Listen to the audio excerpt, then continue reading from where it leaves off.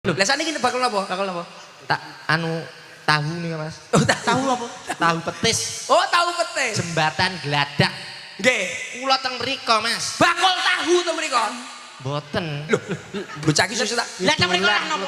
Lah kok jare bakul tahu. Jare bakul tahu. Dhisik ning kono. Nduk, Iya, Cahayu, Mas. iki teng daleme Bapak Haryanto. Bapak Haryanto. Kalian Ibu sinten? Ibu Asih. Ibu AC kali Pak sinten luar. Pak Haryanto. Kok pinter Pak Haryanto. Haryanto artine apa, Nduk? Haryanto. Haryanto. Ayo, awakmu sing biasane. Haryanto Ayo. artine apa, Tak Cahayu? idoni kabeh.